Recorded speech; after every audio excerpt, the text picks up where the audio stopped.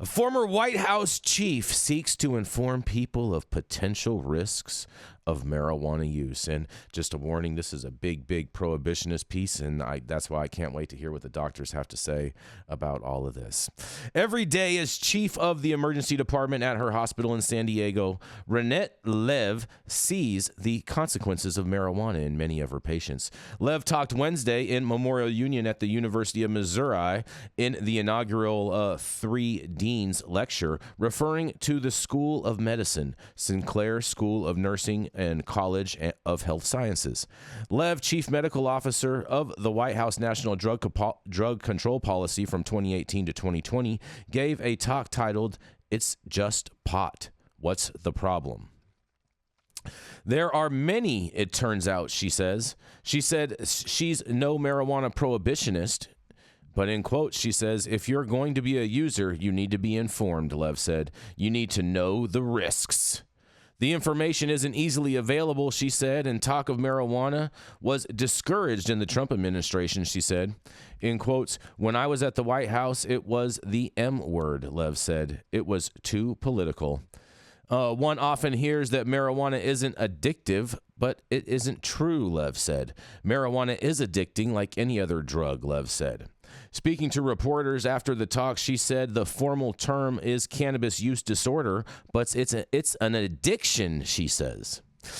Patients in her emergency department are in denial when they insist they're not addicted and can quit anytime, she said. Withdrawal resembles the experience one has when stopping smoking, she said during the talk. In quotes, "If there's an addiction, there's also withdrawal," Lev said. Lev probably is most well known for inventing the term scromiting, simultaneously screaming and vomiting, which she said is a symptom among chronic marijuana users called cannabis hyperemesis syndrome, she says. In quotes, she says, "The people are miserable," Lev said. "It's all from marijuana. All the products on the market are high potency," Lev said. A 1-gram joint in 1990 produced a 50 milligram dose of THC, while a 1-gram joint today contains 200 milligrams of THC. Cannabis-induced psychosis affects many patients, she said. And in quotes, "There is a risk factor for psychosis," she said. She used the example of a user who committed suicide. There was also a 4-year-old who ate her mom's marijuana gummy bear. With pediatric poisoning, they're getting into their parents' stash, Lev said. The child recovered after several days, she said. She told parents to lock up their marijuana, and in a reverse situation, there was a grandson who gave her grandfather a marijuana brownie, causing the grandfather to fall asleep and not wake up for days. The grandfather was taken into the hospital, but the marijuana had to work its way out of the system. Marijuana damages one's cardiovascular system, especially if it's smoked, she said. That marijuana helps with all seizures is false, Lev said, and there's a lack of research related to pain relief or as a substitute for prescriptions. It inhibits brain development in adolescence, she said, and what is termed medical marijuana is just marijuana, she said. In quotes, "I think it's an insult to our profession to call it medical," Lev said. Impaired driving is another overlooked issue, she said. One needs to wait 4.5 hours after smoking marijuana or 8 hours after an edible before getting behind the wheel. She asked the audience its guess on the social norm related to percentage of 18 to 45-year-olds who don't use marijuana. Most shouted the correct answer, 75%. In quotes, "We need to really promote that social norm," Lev said. "You want to empower those people." Lev is a host of a podcast, High Truths on Drugs and Addiction, and emergency room visits related to marijuana use aren't an everyday occurrence, but they have increased at MU Hospital since legalization of marijuana, said Christopher Sampson, emergency department physician. With adults, it's often first-time users who seek medical attention, he said. Children do sometimes ingest their parents' marijuana. Those children become adulterated and less responsive, he said.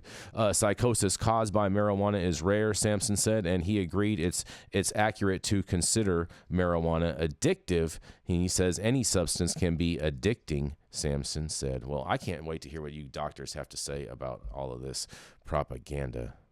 Man, oh man, oh man, this lady. It's coming from Trump. It's coming from the Trump administration, Jason. That doesn't mean anything, bro. That doesn't mean It anything. means a lot. No, it doesn't. It That's means a lot. He worrisome. put the best people around him. The best. Only the best people around him. He did not And put the one of best people around him. That's been very evident from the beginning. Okay, that we all know that Only not the to be the best. case. He put Your man's words. Oh God, here we go. Yeah, I mean, to say that any substance can be addictive, to say it's addictive doesn't really say much. Mm-hmm.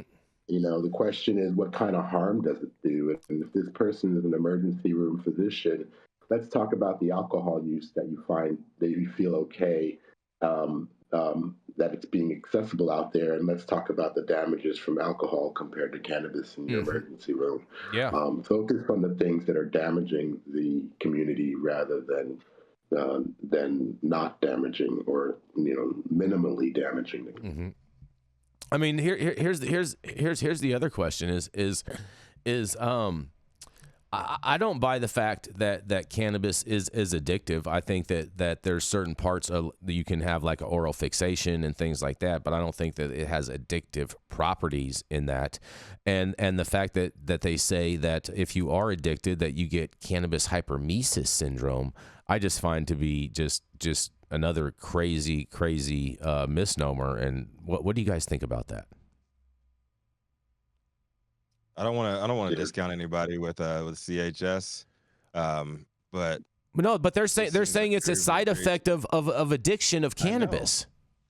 I know. This is what I'm saying. I don't want to discredit anybody with CHS, but for this doctor to be putting this out there and presenting it as she is, that's just a bunch of BS. Mm-hmm. And we need to make sure we counter stuff like this with 10 times the proper information from a non-biased standpoint, right? Mm-hmm. You know, we're gonna have more and more of this. The more we see the, especially coming from, and this is not a shot at you, Jason.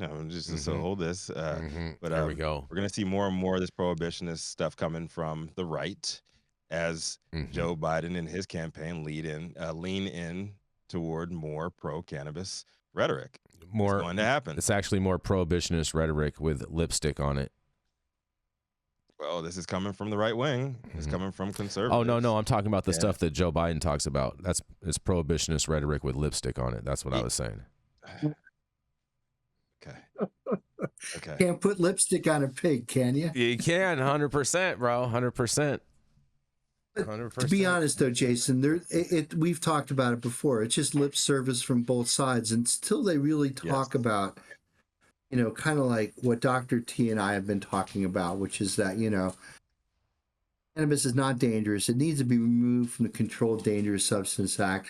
I mean, you know, Sour Patch Kids are addictive, okay? I mean, like, right? I mean, Dr. T, doesn't sugar and in general the weight that diabetes has had on our health care system is almost like a night and day thing compared with like the dangers of cannabis. Why don't they start talking about the dangers of sucrose, right? And the dangers of all these artificial flavors and colors that we shouldn't be eating. I mean, what's addictive here? Right? Well, addictive is not related to the substance. It's the person, not the substance. You know, I can find two people, one person using a particular substance at the same level to another. One person's addicted and the other person's not. It's the person's habits and the results from that habit. So by pointing to the actual substance and saying that's addictive, it's wrong. It's a misunderstanding of addiction. Right, but there is certainly the reward, the dopamine kind of reward that you get, like when you have that piece of chocolate or you have that sweet. I thought it's called candy, relaxation, right? There is Dr. Mark. A reward similar to the reward that a meth user or cocaine user would have, right? I mean, they're rewarding themselves. They feel good about it, right? So isn't there a similar neurological mechanism in the brain that whether it's an addiction or I don't know, like a craving, you know, like But It's the same kind of thing with tobacco, right? it's not well associated with dosage. It's not well associated with substance. It's associated with the individual and their behavior around the substance. Yeah, there is a dopamine reward system. That reward system can happen with any activity. I've seen a post-mortem on a guy who drank too much milk. You know, he had calcium deposits all throughout his body. And he was dead from, milk. It does a body good, but this time it didn't do a body good, but it was his psychological makeup that he went overboard with it. I know one thing. When you feel good after consuming something, whether it's a drug or whether it's a food, is it the same fundamental mechanism in the brain? I mean, like, so the dopamine system is different than the endocannabinoid system, and so certainly they have to be related in a way, because if you consume cannabis and you feel like, you've been rewarded, it's acting on your CB1, but is there also sort of a peripheral effect it has on your dopaminergic system as well? Yeah, the dopamine reward system happens with behaviors as well as with substances. Yeah, absolutely. So it's a separate system. It's related to the endocannabinoid system, absolutely. Mm-hmm. But, it's a reward system. And what we find is that THC will trigger it and CBD will not. CBD will actually counteract it. And so there's differences between the active ingredients in the plants as well. Yes. Mm-hmm. I know one thing. Whenever I'm at a party and somebody starts laying down them white lines, I reach into my pocket and grab a Snickers bar, and I'm on that same level as them. Oh boy! Oh boy! Tell you that much. Interesting. Tell you that much. You know a lot of people that snort THCA, huh? Interesting. Interesting. That dust. Interesting. Are you sure it's not cannabis? The grass clippings. All right, you got this quick last one, Jason? Yeah. But I do want to send a big thank you to Leah Patrick for her big super chat, and also to Miggy420 for another super chat as well. So big thank you to both of you guys.